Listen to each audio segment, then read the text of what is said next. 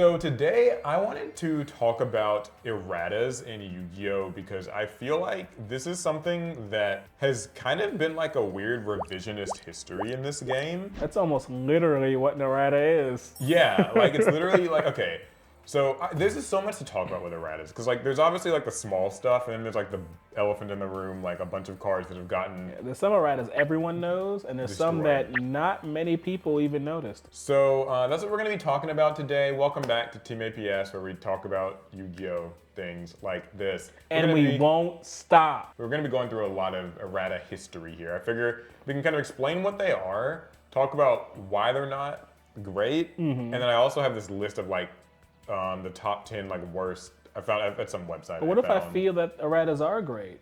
Well, do you? I don't. Oh, okay. I don't. What is an errata in your So sense in of my Yu-Gi-Oh, words, like, an errata in Yu-Gi-Oh is any card post-release that the beings up high, Konami, has decided they will change the text, either the effect or the name or the stats on the card, and then eventually reprint the card with the upgraded text or updated text. yeah. I mean, I think so. Fundamentally, I think people probably would prefer that erratas not have to exist, like in a sense of a card game. Right. Once the card is printed, that should be what the card is forever. Forever. But like obviously sometimes there's going to be typos in printing and stuff. Like sometimes, there will literally be like, I remember there were like cards that had like typos in them. There was actually, I had an old copy of Chaos Emperor Dragon.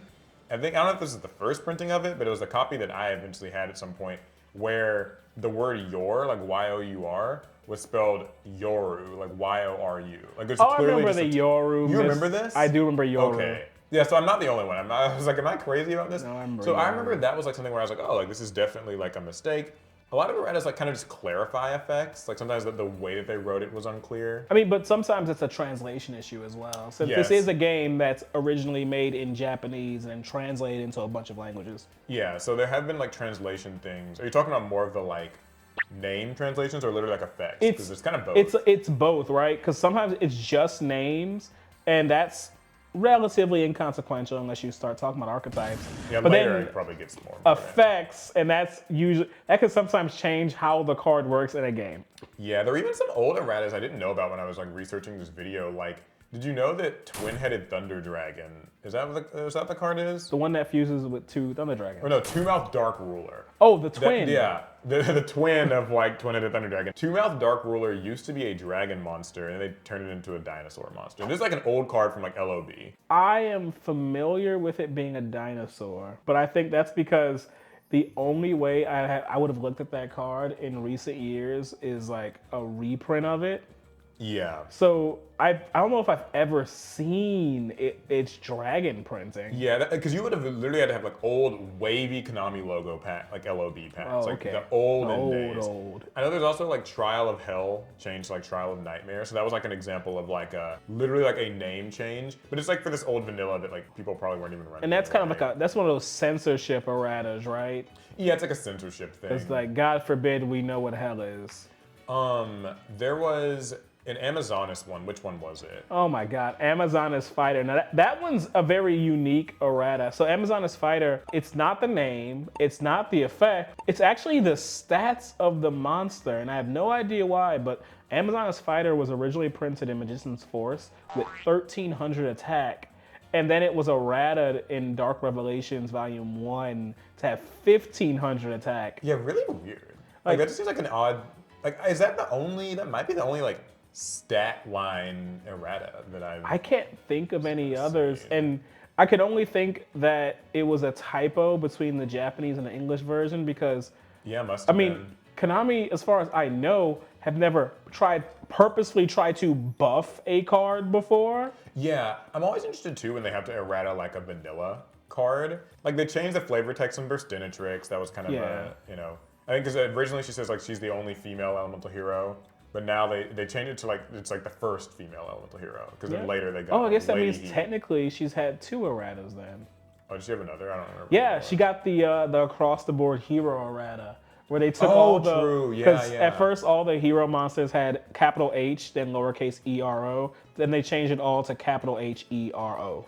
Yeah, which that's an interesting one. I think that was actually a balance thing too, because that now like other cards can have the word hero in them, but like they don't count or something like that. That's true, because what is it, like fake hero, and there's like another hero that doesn't actually count as a hero card. Yeah, and then one other one before we get into the actual like culprits today is Summon Skull.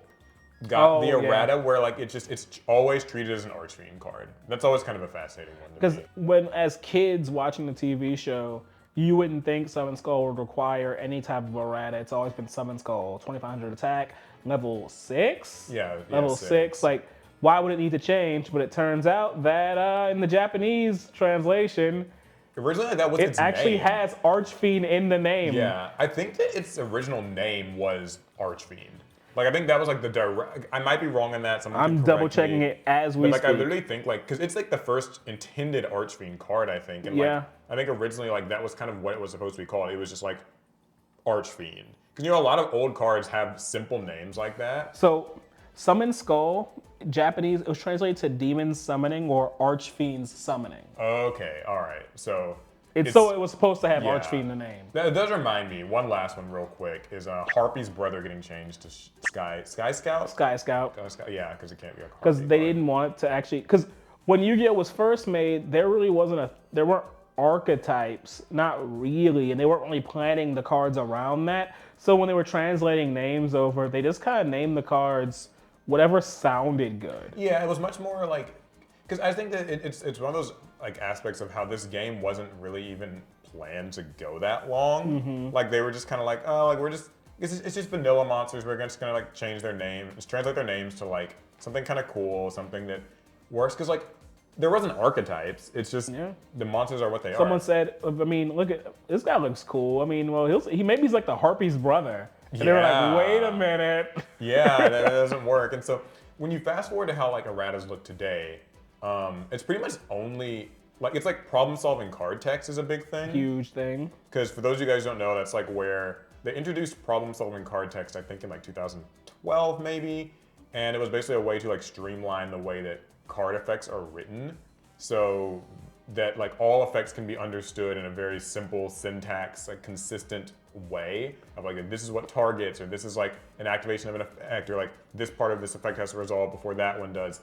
And so all cards are consistent, so they've had to go through and like reprint a lot of old stuff because with problem-solving card text. Previously in Yu-Gi-Oh, before problem-solving card text, we would have cards that did functionally the same thing, but they were written completely differently, and that meant people were interpreting them differently. Yeah, a lot of stuff was vague back in the day. Very, weirdly vague. A lot of stuff, like cards would just say things like choose a monster on the field and do this. It's like, does that target? Does it not? I remember, like, I think it was either Sakura Armor, like Dimensional Prison or something. Like, I know it targets now, but like back in the day, it was just like, banish the attacking monster. It's like, I guess that doesn't target then, does it? But then they clarified that it does.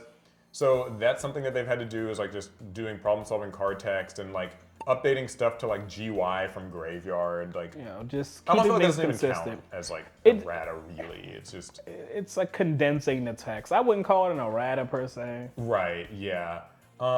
One that I just remembered too. I keep remembering all these things as we talk about it. I think the most errated card, or at least the most infamously most errated card, is like Necro Valley. It has gone through a lot. So many revisions in how it's gotten its effect written, and it's actually gotten like functional nerfs, nerfs, and buffs again, like throughout history of how like what actually it does, what it prevents the opponent from doing. I remember like one of the more recent additions they had to make to Necro Valley that's like super random is that it changes, like, so you know, like Necro Valley is intended to basically just force anything in the graveyard to have to stay in the graveyard. Yes. If you're dead, you stay dead. Yeah. So, like, whatever. But they also added that monsters in the grave cannot change their attribute, which is a highly specific thing that is basically only targeted at the Element Saber archetype. Because when they're in the grave, they can activate their effect to like change their attribute to let you like summon the different. But they made that change before. It was around that time. Was it really? I don't know if it was like before or after, but like it was around that time because they're the only things that can really do that. And then there's maybe like one other example I'm forgetting.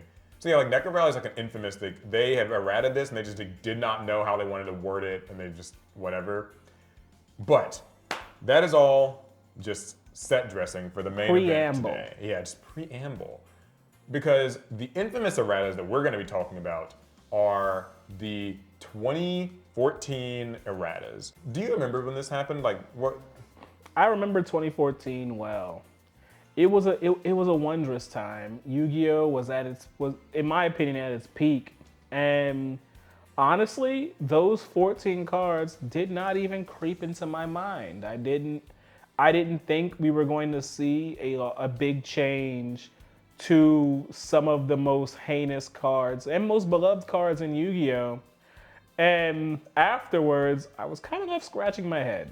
So to talk a little bit about what this is, basically in 2014, they took a lot of cards that were banned, like on the ban list, pretty infamously powerful ones, things like Chaos Emperor Dragon and Dark Magician of Chaos, but also like even small ones like Sangan or Sinister Serpent. There were spells, Brain Control, Future Fusion was one of them. There were traps like Imperial Order and Ring of Destruction was one of them. Crush Card Virus, a really infamous one. And they took all of these cards and they, I guess because they wanted to bring them off the ban list, they gave them erratas that like significantly mechanically changed how they worked. And they were all nerfs across the board. Basically made them useless. Basically made them useless. Like, you know, to varying degrees, and we're gonna go through some of them a little bit later, but these ruined these cards in my opinion. And I think I know what their thought process was at the time, but I don't think that it aged well at all. Yeah, we'll talk about how successful the erratas were as we go card by card. Yeah, because like basically what I think they were doing was like, you know, Yu-Gi-Oh! The year is 2014. Yu-Gi-Oh! Is basically like, you know, about 15 years old now, give or take, depending on the territory and all that. And these cards, a lot of them have been banned for like 5+ years, 10 years in some cases. And I think that they wanted to clean off the ban list. Mm-hmm. And they were like, these cards will be too powerful if we let them off. But like we want them to be off. Maybe, I don't know exactly what the intended. People want to be able to activate Crush Card Virus like Kaiba, you know? And so they did release like nerfs for these cards. Like I said, we're gonna get into more specifics later, but like just to give one example now, one of the things that they did for like Brain Control, and it's kind of what inspired this video because of the recent ban list thing, is like Brain Control used to be like you pay 800 life points, you target a monster, you take control until the end phase. Yep. And they changed it to where you can only target a monster that can be normal summoned or set. And that's such a bizarre, weird stipulation because it means you can't use Brain Control on any extra deck monster, period. Not a single one of them. You can't use it on rituals. Nope. You can't use it on any monster that just literally says cannot be normal summoned or set, which yeah, you know, there's. So that means no Nomis. Yeah, Nomi monsters, random archetypes like Drytron or something. Like you just can't use Brain Control on those cards. And it's so weird and like it made Brain Control suck. And it's funny because Brain Control was already like a very slightly nerfed version of Change of Heart. So historically in Yu-Gi-Oh, the balancing was like, Brain Control was always like a limited card. It was like limited to one. It was on the ban list for a long time. Yep. And then Change of Heart was just banned because it was like the more broken one. It didn't cost any life points. Otherwise, the effects I think were the same. And so they eventually banned Brain Control too because it's just like, man, taking these cards is broken. They brought Brain Control back, and now it's funny because Brain Control just sucks. And slowly over time, Change of Heart has just come off the ban list. Like, we could have 3 of them. Yeah. Well, first there was one Change of Heart. I remember when Change of Heart first came off the list in maybe like 2020 or something like that. 2021, it came off the list. It made headlines. It's like old banned Yu-Gi-Oh card like finally comes off the list, and there were people who were like, "What? Change of Heart's off? Like this card's like so strong." It was a lot of people's first favorite card. Yeah, and this came off, and people thought this is going to be like really cool, and it's going to like influence the game. And what happened? Nothing, because taking one monster one time with a targeting effect, it's not usually enough to swing a game. Yeah, in modern Yu-Gi-Oh, doesn't matter. It's going to get negated. It targets, and half the cards have like targeting protection. And now on the most recent ban list, Change of Heart is at 3, and so is Snat Steel. Another card that's kind of got that similar like just steal effect. And so literally like these cards are at 3. They still don't seem like they're going to be getting much play. And they might see a side deck. Yeah, like maybe you'll side them, and now like it just puts brain control in this awkward position because it's like, why did you even change brain control? We Like, gave it brain damage. It's aged like milk, and now like it's in an awkward spot. So there are actually some reasons why. We got our little PowerPoint presentation here. We have 5 reasons why we don't think erratas are very good. I think most people will agree they're not very good, but I figure we can sort of go through. Number 1, they overreacted nerfing some of our infamous older cards. Yeah. I mean, the brain control example, obviously. But like, I think all of them. To me, the worst one's Crush Card. Yeah, I think that they overdid it. They overfixed like way too many of these cards. What was the Crush Card one? Because I know old Crush Card, I'll admit, is like a very busted card. Because I know like old Crush Card is basically like you tribute a Dark Monster with 1,000 less attack, and you look at your opponent's field and their hand, and you destroy all monsters with 1,500 or more attack, and then you look at the next any card they draw for the next 3 turns, and any monster. It's a very wide-reaching effect. Yeah, very wide-reaching. Banned for a good reason at the time. What is the most recent errata of Crush Card virus, or the most recent Crush Card? Wait a minute. Or whatever the current. Let me make sure. Yeah, it's got a few revisions, so I gotta make sure I have the actual one. Okay, because it's got 4 erratas. Yeah, it's been errata a few times, most for clarity, but. Yeah. Okay, so one of the first things they added to Crush Card was your opponent takes no damage until the end of the next turn after this card resolves. Very bizarre. I don't know how many people were being OTK'd behind Crush Card, but I guess they were worried about that. Okay, go read the whole effect, okay. And we'll just take it one by one. Tribute 1 Dark Monster with 1,000 or less attack. Your opponent takes no damage until the end of the next turn after this card resolves.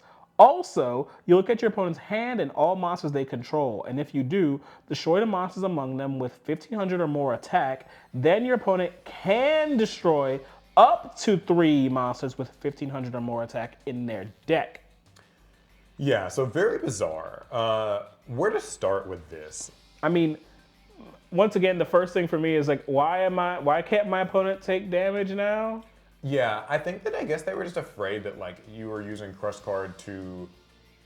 Okay, you were destroying stuff on their field, like you're destroying all their powerful monsters, and so maybe they were afraid like you're gonna like just OTK your opponent right after. Dark Hole. Yeah, it is strange because like yeah, there are cards that already exist that can like wipe a board, and clearly, you know, those don't have those sorts of restrictions, so it's weird that Crush Card is like telling the opponent that they're not going to die. But I will say, I think if it was that change alone, it might not have been the worst thing. I guess the idea, the problem might have been that you're also gutting their hand of powerful monsters, so your opponent might be bereft of the ability to protect themselves at all after you resolve Crush Card. Fair. So, okay, I guess.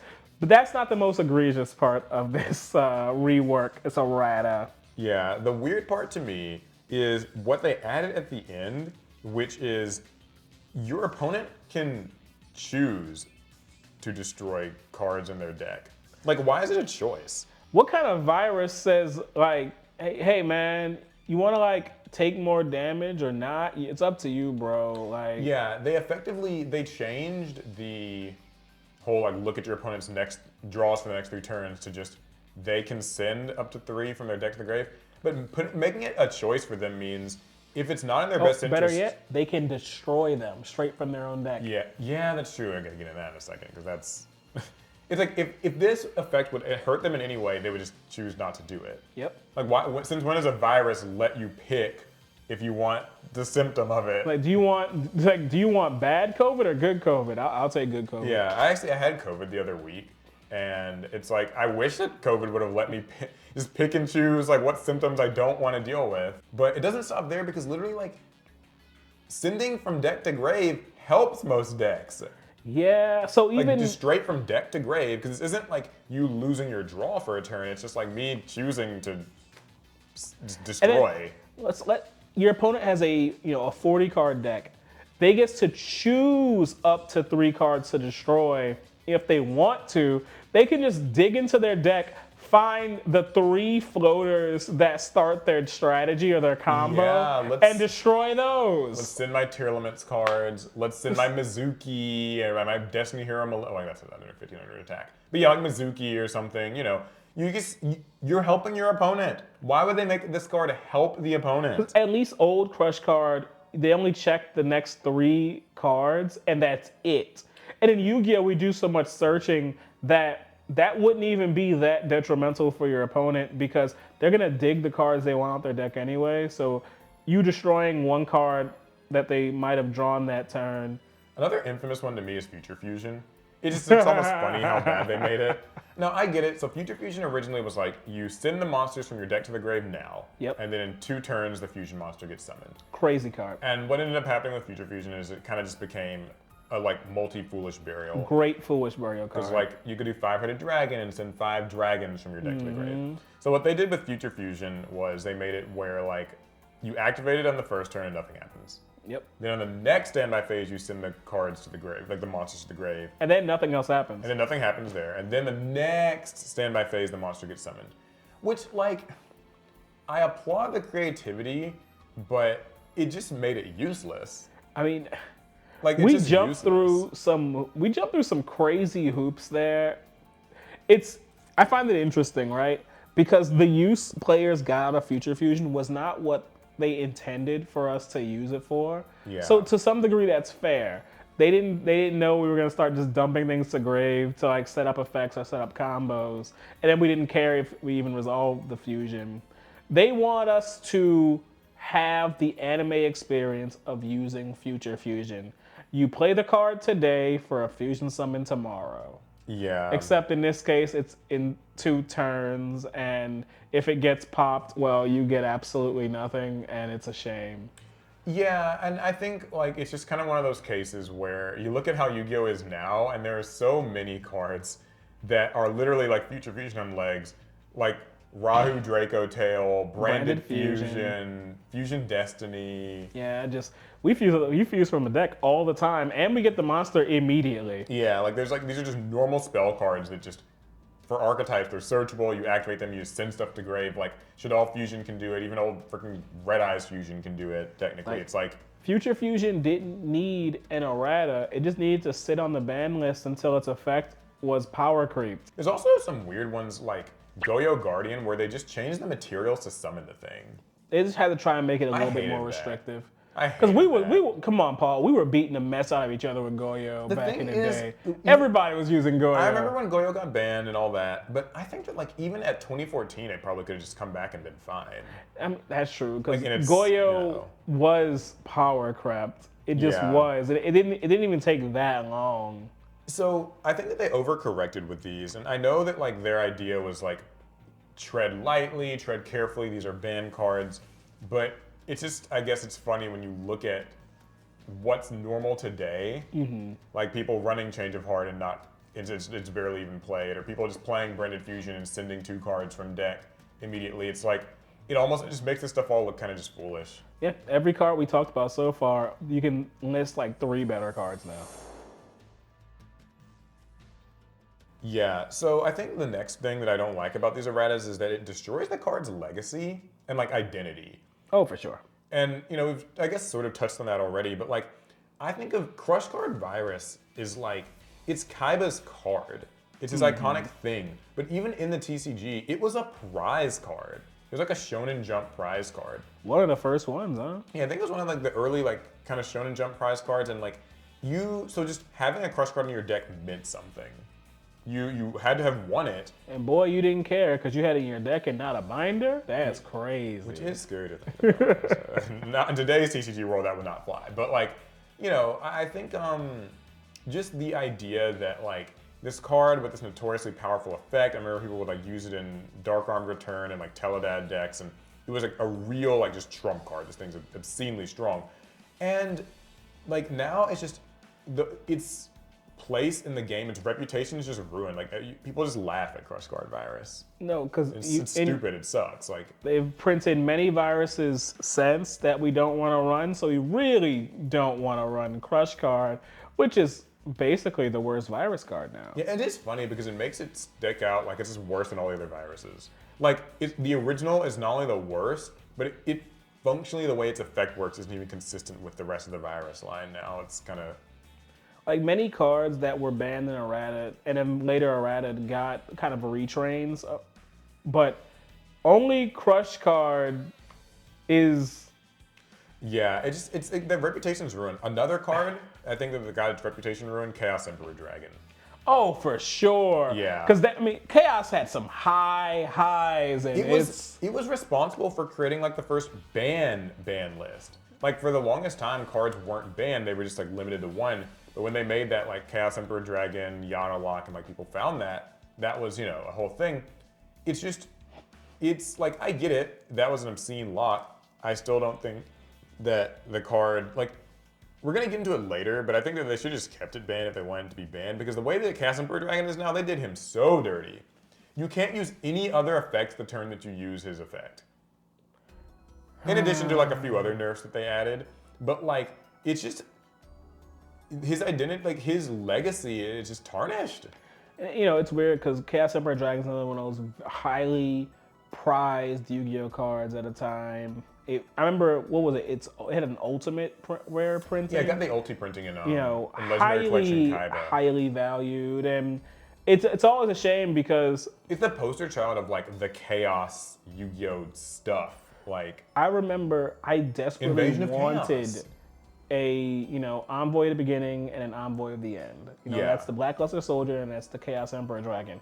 And by the time I finally got my hands on a Chaos Emperor Dragon, I read the errata effect. And you know what also sucks about that? It's kind of like the Crush card thing. Now they don't match. No, they're different now. They don't match. Like if you have the pair of them, because they've reprinted them a bunch in like newer packs and stuff, and it's like, they don't match. Like one still has its old effect, and one doesn't. And like, granted, they both aren't really seeing play today, but like, it still sucks that just the original text of them, like one's just been tarnished and the other, that's really weird and inconsistent. And just like cards I already mentioned, there are cards that do what Chaos Emperor Dragon did now. Yeah. And they're not good. Yeah. It's just very strange. I think that it kind of takes these cards' cool reputations and steps all over them.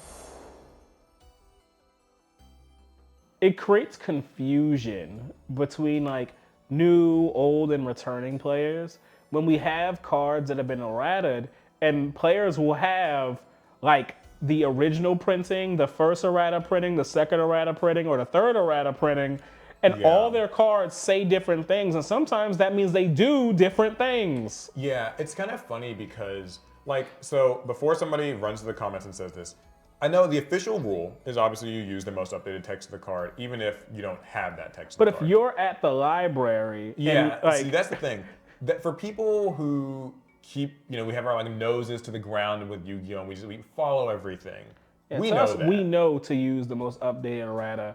But for a returning Yu-Gi-Oh! Player who has no reason to think their cards have been errataed in the last like decade, they could be in for a rude awakening, and it can cause some arguments and some really, really hard feelings. Some ugly disagreements, and like, they'll learn the hard way, and I guess it'll be fine, but I've never been a fan of that, because it's like, it's kind of what we said at the top of the video, like, these physical cards, nobody, like, you don't want to have to change a physical card unless it's absolutely necessary.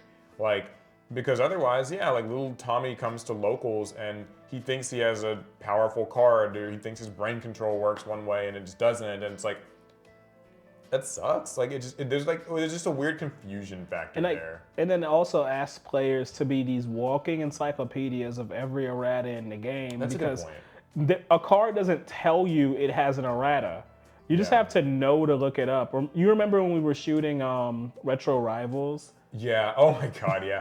We've had to actually look up, that's a weird thing too, is like, since they've been released, well, sorry, your example first. Okay, so when we were doing Retro Rivals, we were playing with the new retro packs, and Konami didn't actually update the text on the retro pack cards. That's what I was gonna say. It's kind of, I get it, but I don't get it. It's like, So there was a card. What was the name of that card? It was It's the one that like where you draw. you draw. Right. What is the name of that trap? I've completely forgotten it. But anyway, it's a trap that when your opponent draws, you get to draw.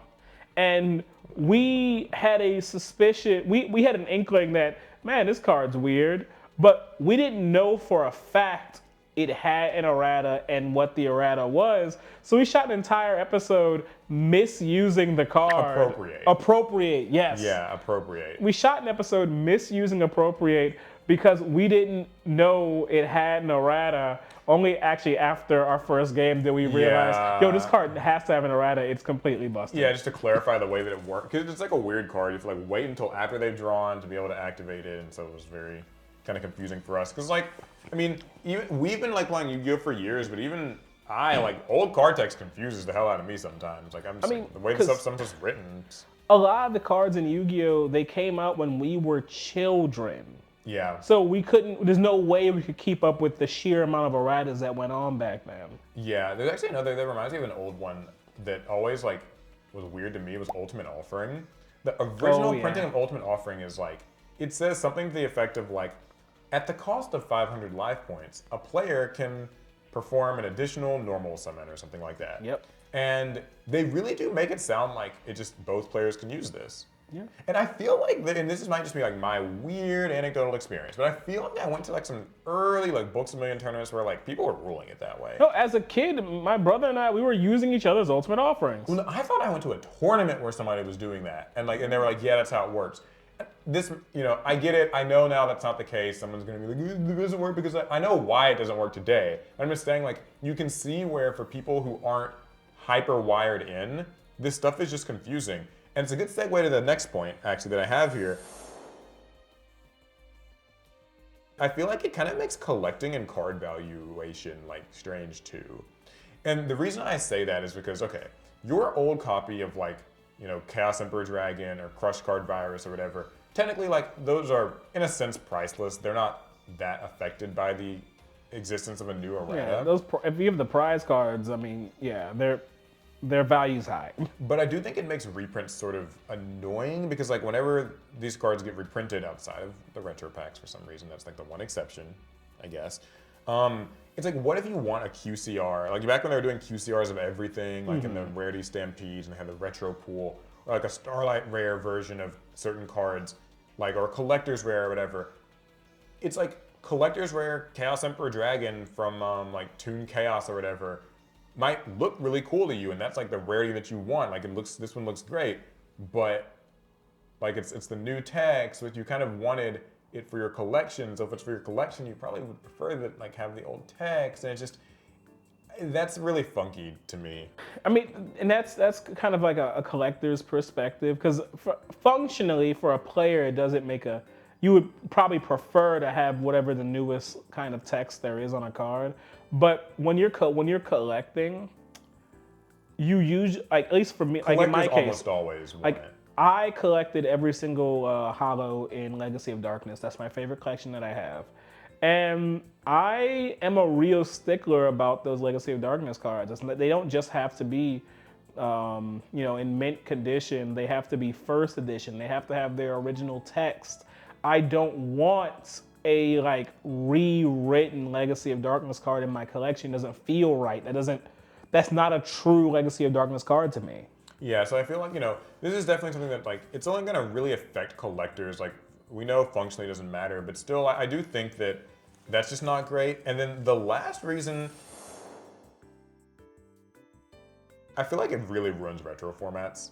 And by ruined, I mean, like, I'm talking about retro formats like GOAT and Edison format, where it's basically these old snapshot formats in time, 2005, 2010. So it means that, like, if somebody wants to try out GOAT or they want to learn GOAT for the first time, they are going to look at some of these cards, like, say, Ring of Destruction, and it's just going to sort of be, like, a little confusing for them, because Ring of Destruction is one of those cards that got an errata, and the card functionally does not work the same way it does now as it did then. Yeah, and I know for, like, Edison format, that applies to, I think, like, Goyo, and Brionic is another one of those cards that got, like, it got an errata. Stuff like Sangan, that's in both, I think. Like, just these cards that functionally don't work. Now, usually when people play the retro formats, they will play it with, the old cards as printed and as ruled as they were back in the But that day. doesn't mean they actually have the old cards as printed. And it gets back to that thing I was saying before where like when they did Quarter Century Stampede and stuff, those were cool sets because they did the retro pool and they did like, you can get a Starlight version of Enemy Controller or some other old card. But if it's gonna have the updated text, then even if you wanted to put that in your Edison deck or your GOAT deck, you really kind of can't, or you can, but you need to make sure that you know the original printing, because otherwise it's going to cause confusion.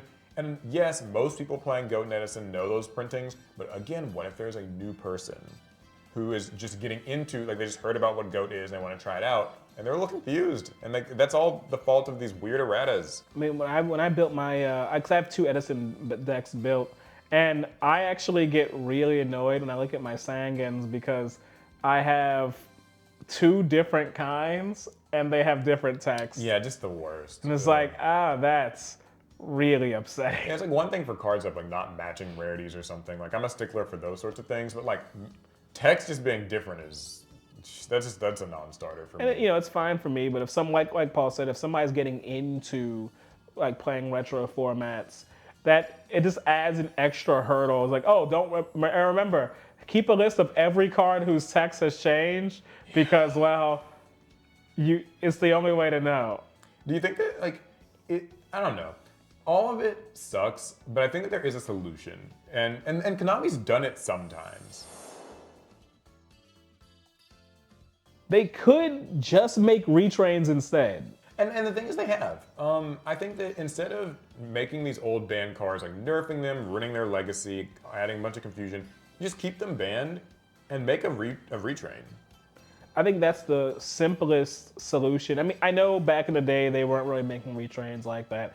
But now Yu-Gi-Oh's Retrain City, if there was just a little bit of foresight as to where Yu-Gi-Oh would be another like 7 years from then, like every single card we talked about could have kept its original effect and it could have just been retrained to be more in line with like modern Yu-Gi-Oh at the time. Yeah, I think of like the Pot series technically, like Pot of Greed. If you want to count all the Pot cards, they're just retrains of Pot of Greed.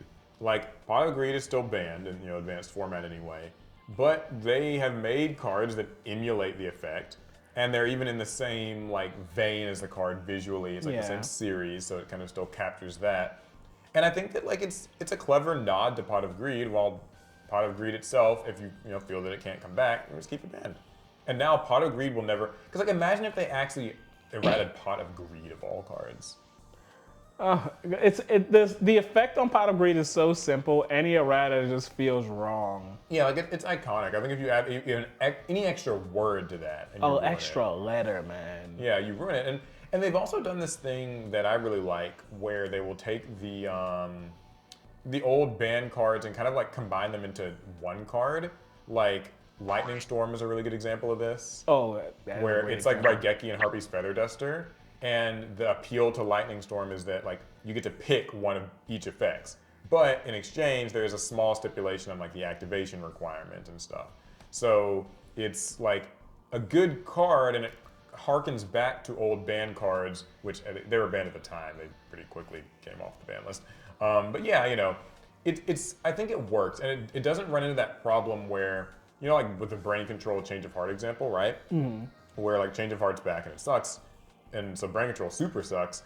It's like Raigeki and Harpy's Feather Duster are what made up Lightning Storm, and they're both back, and they're played a little bit, especially like Feather Duster. They're good side deck cards, but Lightning Storm's a more flexible card. But all three kind of just get to coexist, and it's nice, and nobody's image was like destroyed. No history was erased in this way. One of my favorite retrains? Okay. Giant Trunade was retrained into Hey Trunade. Yeah, I remember Hey Trunade. I remember people said that card sucked, but it got a little bit of play. I remember there was a little bit of play at the time. So for context, Giant Trunade, it just bounces all spell and traps on the field back to the owner's hands.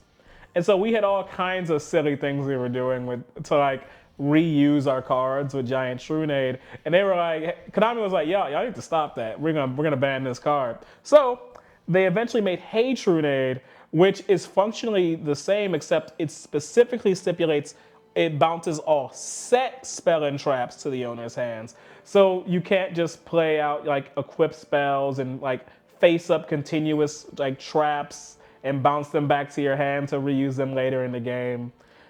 Yeah, I remember that. I know another one of the cards. Actually, you mentioning that reminds me. I'm going to try to see if I can find it.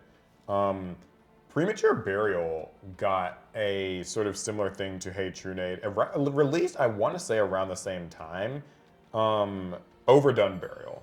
I forgot about Overdone Burial came out, and it was like kind of a little bit worse because you had to discard a monster, not just any card, and you had to summon a monster from your grave with a lower level than a discarded card, and it has effects negated. So it was very nerfed. But again, it's fine that it's nerfed and useless and bad because it doesn't ruin the image of Premature Burial. Stayed exactly the same. Yeah, another example that's like Lightning Storm is Triple Tactics Talent. I thought that was kind of cool because it's like it can be either Delinquent Duo or be Pot of Greed or be Change of Heart, and it can kind of just be all three of those cards in one with a bit of a stipulation on the activation and stuff. So again, it's like a great example of like harkening back and like calling back to those old banned cards without, you know. I think of Pot of Forbidden when you bring that one up. Oh, okay. Oh, I remember this. Because Pot of Forbidden would draw 2 cards, return all spell or trap cards to the field, to hand, destroy all monsters your opponent controls, or you can look at your opponent's hand and then shuffle one of the cards back into their deck. So it actually was like 4 different banned cards in one. Pot of Greed, Harpy's Feather Duster, actually, that's Giant Trunade. It sends them to the field to hand. Okay, so it's Pot of Greed, Giant Trunade, Raigeki, or Forceful Sentry. Oh, yeah, for Forceful Sentry. I was thinking Delinquent Duo, you're right. Yeah, I guess, you know what?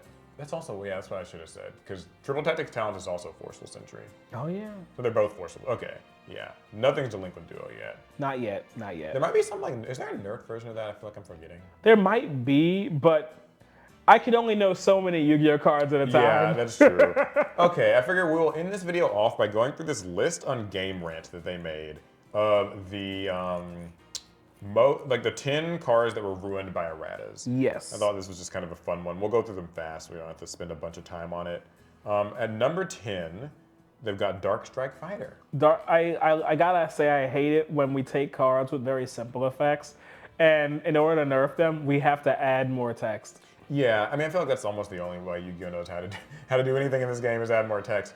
Now, I will say Dark Strike Fighter was an FTK enabler. Yeah, it needed to be nerfed. Because as long as you had something to tribute, you could burn your opponent. Yeah, you could do it indefinitely. They made it where you had to do it in main phase 1, so there was no way to do it, because it used to be like you would attack with everything, and then if your opponent had any monsters left or any life points tribute left, your biggest monster. You tribute everything off, and then so. Makes sense. I think that they did this because they made like a Dark Strike Fighter support card around the time too, and they might have, but they also put a hard once per turn on them too. Ugh, yeah. I think in a Goyo Guardian maybe, because in Goyo, I know there's like Goyo a Goyo does series. have some support. Okay, what is the next card? Next up is Sinister Serpent, which was just a body that you could recur to the field over and over, or not? Was it the field? Yeah, the hand. To the hand, you could recur to your hand over and over again. This was so funny to me. Because I remember back in the day, this was you'd use it for Raigeki Break, Phoenix Wing, Wind Blast, kind of just infinite constant discard fodder. It's so funny because the pace of the game now is so fast that the idea of one little card you get back in the standby phase that has no stats and no other effect besides just coming back is nothing. A nothing card. And now it really is nothing because they added text to it to make it even harder to loop it. So I think now it has to get banished after, right? Yeah, during what do they say? During the end phase of the next turn, during your opponent's next end phase, you have to banish a Sinister Serpent from your graveyard. Oh, so basically they're saying it will recur, but if you ever use it for a Phoenix Wing Wind Blast-esque effect, it would have to get banished before it would be able to come. Yeah. So it comes back to your hand once. That's stupid.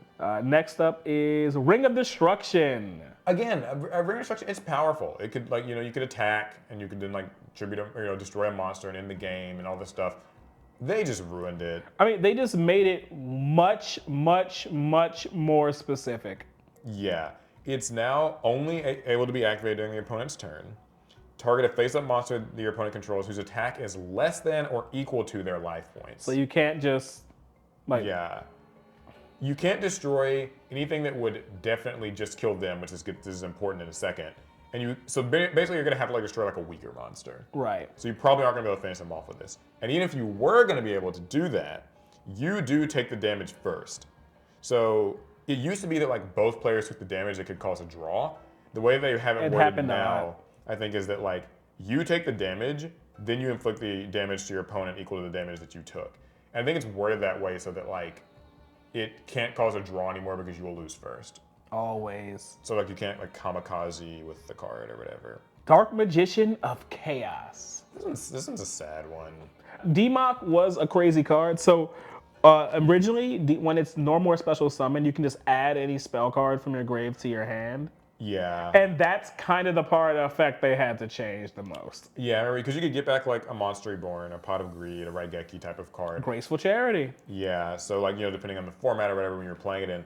Now they made it where it only gets that card at the end of the turn. So you can't, it's during the end phase, so you can't use it now. Yeah, so it's really slow, and it's also got a hard once on its effect. At number 6, they've got kind of a double whammy of Sangan and Witch the Black Forest. Did they get errata at the same time? About the same time. Close enough.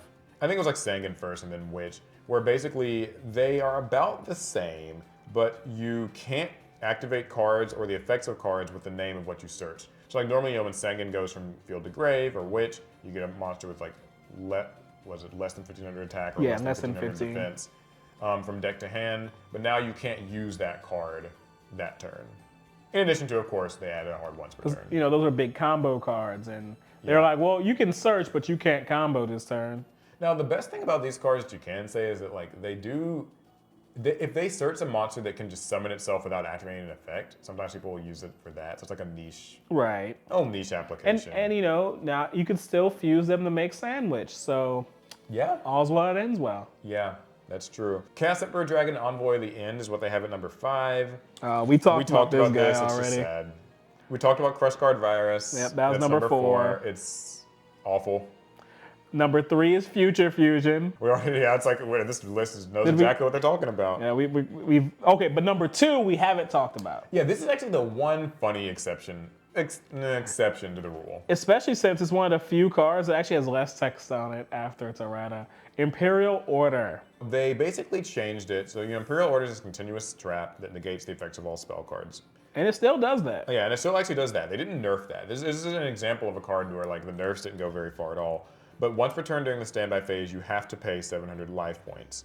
Now or this card is destroyed. The 2 major changes here is that you pay 700 during both standby phases instead of just yours. Right. So it's supposed to be like doubling up, although any duel where you activate this card, it's not gonna last much longer if you're choosing to use Imperial Order, you're doing it for a good reason. And you also don't get the option to not pay, because that used to be the really powerful thing with Imperial Order, was like, you activated it, negate your opponent's spells and stuff, and then whenever you were done with that, you could just choose not to pay and it would get destroyed. Now it's no longer an optional thing. Because I mean, it was disgusting. You just held it for as long as you could afford it, and it's like, okay, I don't need this anymore. It's like you've locked your opponent out of spells for like 4 consecutive turns. It's not great. Yeah, it's kind of funny. This was, like I said, this is like the one card where, coming back even in Modern Yu-Gi-Oh! Modern Yu-Gi-Oh! Is known for making floodgates like this more powerful over time. So this is the one time where like they could have gone harder on nerfing this. So they got banned again. And number 1 is brain control. Damage. The inspiration for this whole video, we talked about it. It's just so funny. A couple weeks ago, they just unbanned like these cards, and now brain control just has no reason to exist. It's like, because why would I play brain control if Change of Hearts at 3? And you know what's sad? It's like Yugi's card. Like Yugi was always the guy who used brain control. Bakura had Change of Heart, and he had brain control. Well, I guess we're all Bakura fans now. Yeah, if you choose to run Change of Heart, even though it targets, so it's also bad too. No, you'd rather use Triple Tactics Talent, non-targeting steal. Okay, that's pretty much it for the video. This was another long one. We apologize for these long videos. I know you guys, some people maybe don't have the time, but also some people seem to like just listening to the. And you tune in. You listen to as much as you can right now. You listen to a little bit more later. Yeah. As long as you get through the video, I don't care how you do it. Yeah. So cool. What do you guys think of errated cards? I truly think, just holistically looking back at these, bad idea. Very ill-advised, short-sighted. There are a few good erratas and a mountain of cards that were better off left alone. Cards left in the they're in the trash bin now. I mean, they're nothing. I don't like them. I hope Konami learned their lesson and they never choose to do this again. My hot take is that half the cards that are banned now could honestly come back and not really even make much of a difference. So cool. Let us know what you think down below in the comments, and go watch one of our other videos like this one right here, where we talk about which summoning type, Synchro, Xyz, Pendulums, or Links, ruined Yu-Gi-Oh! Very interesting one. All right, we'll see you in the next one. Pass turn.